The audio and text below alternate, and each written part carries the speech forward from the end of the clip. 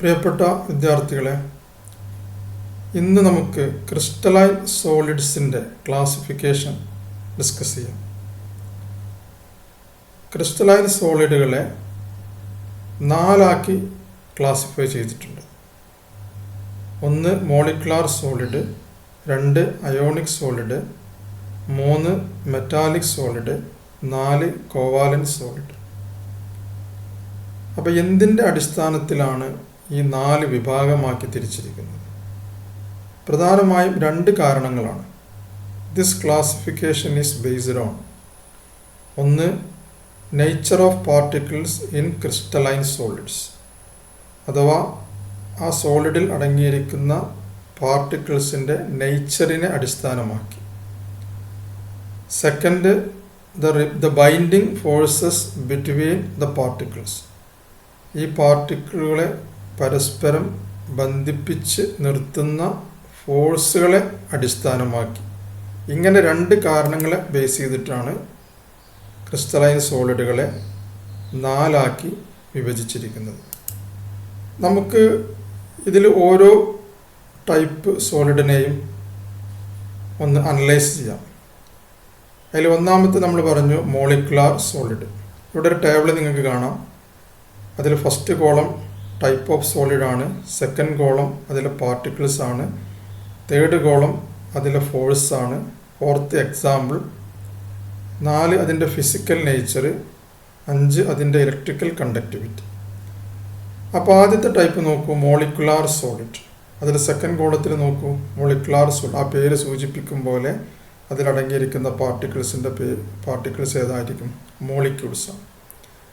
Third column ആ പാർട്ടിക്കിൾസുകളെ ബന്ധിപ്പിച്ചിരുന്ന force. ഇവിടെ 3 type force കാണും. അതിൽ ഒന്നാമത്തത് ഡിസ്പേർഷൻ ഫോഴ്സ് അല്ലെങ്കിൽ ലണ്ടൻ ഫോഴ്സ്. നമ്മൾ ഫസ്റ്റ് ഇയറിൽ പഠിച്ചിട്ടുണ്ട് ലണ്ടൻ ഫോഴ്സസ് അല്ലെങ്കിൽ ഡിസ്പേർഷൻ ഫോഴ്സസ്. ഇവ ഏത് വിഭാഗത്തിലാണ് കാണപ്പെടുന്നത്? നോൺ പോളാർ വിഭാഗത്തിൽപ്പെടുന്ന സോളിഡ്സിലാണ് കാണപ്പെടുന്നത്. അതുപോലെ ഡൈപോൾ ഇൻട്രാക്ഷൻ ഏത് വിഭാഗത്തിലാണ് കാണപ്പെടുന്നത്? Polar molecules. അതുപോലെ ഹൈഡ്രജൻ ബോണ്ട് ഏത് വിഭാഗത്തിലാണ് കാണപ്പെടുന്നത്? Hydrogen bonded molecules. അപ്പോൾ ഇതിൽ നിന്ന് നമുക്ക് മനസ്സിലാകുന്നത് മോളിക്കുലാർ സോളിഡ് 3 വിഭാഗമുണ്ട്. Non polar molecular solid, polar molecular solid, hydrogen bonded molecular solid. ഈ 3ലും പാർട്ടിക്കിൾസ് നേച്ചർ സെയിമാണ്. പാർട്ടിക്കിൾ ഏതാണ്? മോളിക്യൂൾസ് ആണ്. പിന്നെ 3 വിഭാഗമാക്കി തിരിക്കാനുള്ള കാരണം അവയിൽ അടങ്ങിയിരിക്കുന്ന ഫോഴ്സ് വ്യത്യാസമുള്ളത് കൊണ്ടാണ്. എക്സാമ്പിൾസ് ഇവിടെ കൊടുത്തിട്ടുണ്ട്. ഇപ്പോൾ ഈ കൊടുത്തതൊക്കെ ഇപ്പോൾ ഹൈഡ്രജൻ എന്ന് പറഞ്ഞാൽ നമ്മളിവിടെ ഉദ്ദേശിക്കുന്നത് സോളിഡ് ഹൈഡ്രജനാണ്. Solid iodine, solid carbon dioxide, solid carbon tetrachloride, ഇതെല്ലാം ഏത് വിഭാഗത്തിലാണ് പെടുക? നോൺ പോളാർ മോളിക്കുലാർ സോളിഡാണ്. HCl, SO2 ഇതൊക്കെ പോളാർ മോളിക്കുലാർ സോളിഡാണ്. H2O അഥവാ നമ്മളെ സോളിഡ്, H2എൻ്റെ സോളിഡ് ഫോം ഏതാണ്? ഐസിൽ ഏതാണ്? ഹൈഡ്രജൻ ബോണ്ടിങ് ആണ്. അപ്പോൾ അത് ഏത് വിഭാഗത്തിലാണ് പെടുക? Hydrogen bonded molecular solid. ഇനി അതിൻ്റെ ഫിസിക്കൽ നേച്ചർ നോക്കൂ. അത് അത്ര ഇമ്പോർട്ടൻ്റ് അല്ല, പക്ഷേ ഇത് ചിലപ്പോൾ ഇലക്ട്രിക്കൽ കണ്ടക്ടിവിറ്റി ഒക്കെ ചിലപ്പോൾ ചോദിക്കാറുണ്ട്. ഇതെല്ലാം ഏത് വിഭാഗത്തിലാണ് പെടുക? ഇൻസുലേറ്റർ, അതാ ഇലക്ട്രിസിറ്റിയെ കടത്തി വിടുന്നില്ല. അപ്പോൾ ഇതാണ് ഒന്നാമത്തെ വിഭാഗമായ മോളിക്കുലാർ സോളിഡ്.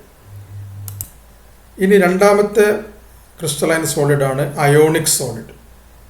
ആ പേര് സൂചിപ്പിക്കും പോലെ തന്നെ നമുക്ക് മനസ്സിലാവും അതിലടങ്ങിയിരിക്കുന്ന പാർട്ടിക്കിൾസ് അയോൺസ് ആണ്.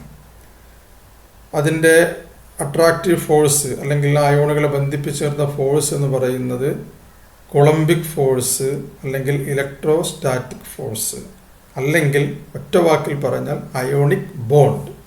എല്ലാ അയോണിക് കോമ്പൗണ്ടുകളും ഇതിന് ഉദാഹരണമാണ്.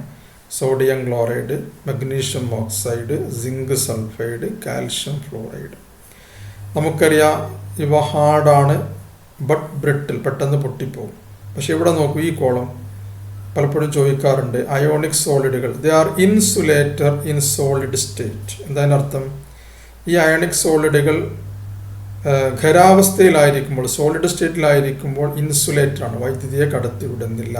But conductor in molten and aqueous state, ഉരുകിയ അവസ്ഥയിലോ അല്ലെങ്കിൽ വെള്ളത്തിൽ ലയിപ്പിച്ച അവസ്ഥയിലോ ഇതേ അയോണിക് സോളിഡുകൾ എന്ത് ചെയ്യും? കണ്ടക്ടർ സ്വഭാവം കാണിക്കും, വൈദ്യുതിയെ കടത്തിവിടും. അപ്പോൾ എന്താണ് അതിന് കാരണം?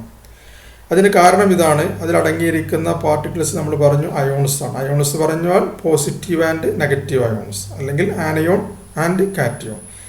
ഈ അയോൺസ് സോളിഡ് സ്റ്റേറ്റിലായിരിക്കുമ്പോൾ അവർക്ക് ചലിക്കാൻ കഴിയില്ല.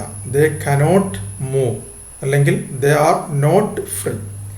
പക്ഷേ in molten state and aqua state, ഈ രണ്ടവസ്ഥയിലേക്ക് ഈ അയോണിക് സോളിഡ് എത്തുമ്പോൾ ഈ അയോൺസുകൾ ഫ്രീ ആണ്. ദേ ക്യാൻ മൂവ്, അല്ലെങ്കിൽ ദേ ക്യാൻ മൂവ് ഫ്രീലി. അവർക്ക് സഞ്ചരിക്കാനുള്ള കഴിവ് കിട്ടുന്നു. അതുകൊണ്ടാണ് കണ്ടക്ടർ സ്വഭാവം കാണിക്കുന്നത്. മൂന്നാമത്തെ ടൈപ്പ് ക്രിസ്റ്റലൈൻ സോളിഡാണ് മെറ്റാലിക് സോളിഡ്. മെറ്റാലിക് സോളിഡ് എന്ന് പറയുമ്പോൾ നമുക്കറിയാം എല്ലാ മെറ്റൽസും അതിൽ വരും. അയേണ്, കോപ്പർ, സിൽവർ, മഗ്നീഷ്യം തുടങ്ങിയ നമുക്കറിയുന്ന എല്ലാ മെറ്റൽസും അതിൽ വരും. അതിൽ ഉള്ള ബോണ്ട് ഏതായിരിക്കും? Metallic bonding. നമ്മൾ പഠിച്ചിട്ടില്ല, പക്ഷെ അങ്ങനെ ഒരു ബോണ്ട് ഉണ്ട്, മെറ്റാലിക് ബോണ്ടിങ്. അവിടെ പാർട്ടിക്കിൾസ് നോക്കൂ. Particles positive ions in a sea of free electron. എന്താ അതുകൊണ്ട് ഉദ്ദേശിക്കുന്നത്? മുകളിൽ പറഞ്ഞതുപോലെ അതിൽപ്പെട്ട ഒരു അയോൺ തന്നെയാണ് ഇവിടെയും, പോസിറ്റീവ് അയോണുകൾ. പക്ഷേ ഒരു വ്യത്യാസം എന്ന് പറയുന്നത് ഇവിടെ പോസിറ്റീവ് അയോണും നെഗറ്റീവ് അയോണുമാണ്. ഇവിടെ അങ്ങനെയല്ല. പോസിറ്റീവ് അയോൺ, ആ പോസിറ്റീവ് അയോണിനെ ചുറ്റും sea of free electron. Sea of free electron എന്ന് പറഞ്ഞാൽ എന്താ? ഒരുപാട് ഫ്രീ ആയിട്ടുള്ള ഇലക്ട്രോണുകളുണ്ട്. ഇവിടെ നോക്കൂ, അതിൻ്റെ ഫിസിക്കൽ, അതിൻ്റെ ഇലക്ട്രിക്കൽ കണ്ടക്ടിവിറ്റി നമുക്കറിയാം. എല്ലാ മെറ്റൽസും നമുക്കറിയാം, ദേ ആർ ഗുഡ് കണ്ടക്ടേഴ്സ്. അത് എല്ലാ അവസ്ഥയിലും conductors in solid state as well as in molten state. അപ്പോൾ ഏതവസ്ഥ നോക്കിയാലും മെറ്റാലിക് സോളിഡുകൾ ഏതാണ്? കണ്ടക്ടർ സ്വഭാവം കാണിക്കുന്നു. അതിൻ്റെ കാരണം എന്താ? Because there is a sea of free electron. അവിടെ ഒരുപാട് ഫ്രീ ഇലക്ട്രോണുകളുണ്ട്.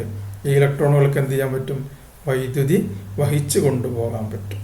പിന്നെ നമുക്കറിയാം ഹാർഡ്, മെലയബിലിറ്റി, ഡക്റ്റിലിറ്റി, അതൊക്കെ ഒരു മെറ്റലിൻ്റെ പ്രധാനപ്പെട്ട ഗുണങ്ങളാണ്. നാലാമത്തെ ക്രിസ്റ്റലൈൻ സോളിഡാണ് കോവാലൻ്റ്, അല്ലെങ്കിൽ നെറ്റ്വർക്ക് സോളിഡ് എന്ന് പറയും. കോവാലൻ്റ്. അപ്പോൾ അതിൽ നോക്കൂ, കോവാലൻ്റ് എന്ന വാക്ക് സൂചിപ്പിക്കും പോലെ തന്നെ അതിലടങ്ങിയിരിക്കുന്ന ബോണ്ട് ഏതാണ്? കോവാലൻ്റ് ബോണ്ടിങ് ആണ്. മെറ്റാലിക് സോളിഡിൽ മെറ്റാലിക് ബോണ്ടാണ്. അയോണിക് സോളിഡിൽ അയോണിക് ബോണ്ട്, അല്ലെങ്കിൽ കോളംബിക് ഫോഴ്സ്, ഇലക്ട്രോസ്റ്റാറ്റിക് ഫോഴ്സ്. ഈ കോവാലൻ്റ് ബോണ്ടിൽ സോളിഡിലേക്ക് വരുമ്പോൾ പാർട്ടിക്കിൾസ് കണ്ടോ മാറി, ആറ്റംസ്. അപ്പോൾ നിങ്ങൾ നാലിലും നോക്കാം, കോവാലൻ്റിൽ ആറ്റംസ് ആണ്, മെറ്റാലിക്കിൽ positive ions in a sea of free electron ആണ്, അയോണിക് സോളിഡിൽ അയോൺസ് ആണ്, മോളിക്കുലാർ സോളിഡിൽ നമ്മൾ നേരത്തെ പറഞ്ഞു മോളിക്യൂൾസ് ആണ്. ഇനി അതിന് എക്സാമ്പിൾസ്, ഏറ്റവും ബെസ്റ്റ് എക്സാമ്പിളാണ് സിലിക്ക, അല്ലെ, ക്വാർട്സ്, SiO2. അതുപോലെ നമ്മൾ പഠിച്ചിട്ടുണ്ട് ഡയമണ്ടും ഗ്രാഫൈറ്റും. ഡയമണ്ട് ഫസ്റ്റ് നമ്മൾ പഠിച്ചിട്ടില്ലേ? ഡയമണ്ട് എന്ന് പറഞ്ഞാൽ എന്താ? Millions of carbon atoms. ഗ്രാഫൈറ്റോ മില്യൺസ് ഓഫ് കാർബൺ ആറ്റംസ്. അപ്പോൾ കാർബൺ ആറ്റംസ് ആണ് ഉണ്ടല്ലോ. അതിൻ്റെ രണ്ടിൻ്റെ സ്വഭാവം വ്യത്യാസമുണ്ട്. നമുക്കറിയാം ഡയമണ്ട് ഹാർഡാണ്, കാർബൺ സോഫ്റ്റാണ്. എന്താണ് കാരണം പിടിച്ചത്? ഗ്രാഫൈറ്റ് സോഫ്റ്റാണ്. ഗ്രാഫൈറ്റ് സോഫ്റ്റ് ആകാനുള്ള കാരണം എന്താ? നിങ്ങൾ പഠിച്ചിട്ടുണ്ട്, ഗ്രാഫൈറ്റിന് ഒരു ലെയർ സ്ട്രക്ചറാണുള്ളത്. അപ്പോൾ ആ ലെയർ സ്ട്രക്ചർ ഉള്ളത് കൊണ്ട് അതിന് സ്വാഭാവികമായിട്ടും അതിനെന്ത് ചെയ്യാൻ പറ്റും? സ്ലിപ്പ് ചെയ്യാനുള്ള, അല്ലെ, ഇങ്ങനെ ഒഴുകി ചെറിയ രൂപത്തിൽ ഇങ്ങനെ മൂവ് ചെയ്യാനുള്ള കഴിവുണ്ട്. സ്ലിപ്പിംഗ് കപ്പാസിറ്റി ഉണ്ട് എന്നാണ് പറയുന്നത്. അതുകൊണ്ട് തന്നെ അതെന്തായിരിക്കും? സോഫ്റ്റ് ആയിരിക്കും. അതുപോലെ ഇവിടെ ലെയർ സ്ട്രക്ചർ ഇല്ല ഡയമണ്ടിൻ്റെ കേസിൽ, അതുകൊണ്ട് അത് ഹാർഡാണ്. മറ്റൊരു പ്രധാനപ്പെട്ട വ്യത്യാസം നോക്കൂ, ഇൻസുലേറ്റർ ആണ് ഡയമണ്ട്, അതുപോലെ ഗ്രാഫൈറ്റ് കണ്ടക്ടറാണ്. എന്താ കാരണം? ഡയമണ്ടിൻ്റെ കേസിൽ നമുക്കറിയാം sp3 ഹൈബ്രിഡൈസേഷൻ ആണ്. അവിടെ കാർബണിൻ്റെ 4 വാലൻസിയും, carbon is attached to 4 other carbon atom. അപ്പോൾ 4 കാർബണിൻ്റെ 4 വാലൻസി അവിടെ ഉപയോഗപ്പെടുത്തിയിട്ടുണ്ട്. അവിടെ ഫ്രീ ഇലക്ട്രോണുകളൊന്നും ഇല്ല. പക്ഷേ ഗ്രാഫൈറ്റിൻ്റെ കേസിൽ നിങ്ങൾ പഠിച്ചിട്ടുണ്ടാവും sp2 ഹൈബ്രിഡൈസേഷൻ ആണ്. അപ്പോൾ sp2 എന്ന് പറയുമ്പോൾ 3 ബോണ്ടേ അവിടെ ഫോം ചെയ്യുന്നുള്ളൂ. ഓരോ കാർബണിലും ഒരു ഫ്രീ ഇലക്ട്രോണുകൾ ഉണ്ടായിരിക്കും. അപ്പോൾ മില്യൺസ് ഓഫ് കാർബൺ എന്നാണ് നമ്മൾ പറയുന്നത് ഗ്രാഫൈറ്റിൽ. അപ്പോൾ മില്യൺസ് ഓഫ് കാർബൺ ഉണ്ടാകുമ്പോൾ അത്രയും ഓരോ കാർബണിലും ഓരോ ഫ്രീ ഇലക്ട്രോണുകൾ ഉണ്ടായിരിക്കും. അതുകൊണ്ട് തന്നെ അതിൻ്റെ കണ്ടക്ടിവിറ്റി സ്വഭാവം കാണിക്കുന്നു. അപ്പോൾ ഇത് രണ്ടും മനസ്സിലാക്കണം. എന്തുകൊണ്ട്? നിങ്ങൾക്ക് ഫസ്റ്റ് ഇയർ പഠിച്ചതാണ്. കാർബൺ ഗ്രാഫൈറ്റ് സോഫ്റ്റായി കണ്ടക്ടറായി, അതുപോലെ ഡയമണ്ട് ഹാർഡായി ഇൻസുലേറ്ററായി. എന്താണ് കാരണം? ഇതൊക്കെ ഏതിന് ഉദാഹരണമാണ്? കോവാലൻ്റ് അല്ലെങ്കിൽ നെറ്റ്വർക്ക് സോളിഡിന് ഉദാഹരണമാണ്. അപ്പോൾ നിങ്ങൾക്ക് പിന്നെ ക്രിസ്റ്റലൈൻ സോളിഡിൻ്റെ 4 വിഭാഗങ്ങൾ മനസ്സിലായല്ലോ. Molecular, ionic, metallic, covalent. 4 അടങ്ങിയിരിക്കുന്ന പാർട്ടിക്കിൾസിൻ്റെ പേര് മനസ്സിലായല്ലോ. മോളിക്കുലാർ സോളിഡിൽ മോളിക്യൂൾസ്, മെറ്റാലിക് സോളിഡിൽ അയോണിക് സോളിഡിൽ അയോൺസ്, മെറ്റാലിക് സോളിഡിൽ positive ions in a CO, free mobile electron, covalent solid atoms. പിന്നെ അതിൽ ഓരോന്നിലുള്ള ബൈൻഡിങ് ഫോഴ്സുകൾ മനസ്സിലാക്കുക, എക്സാമ്പിളുകൾ മനസ്സിലാക്കുക. അതുപോലെ അയോണിക് സോളിഡിൽ, അതുപോലെ മെറ്റാലിക് സോളിഡ്, കോവാലൻ്റ് സോളിഡ്, ഇതിലൊക്കെ അതിൻ്റെ ഇലക്ട്രിക്കൽ കണ്ടക്ടിവിറ്റി വ്യത്യാസം അത് മനസ്സിലാക്കുക.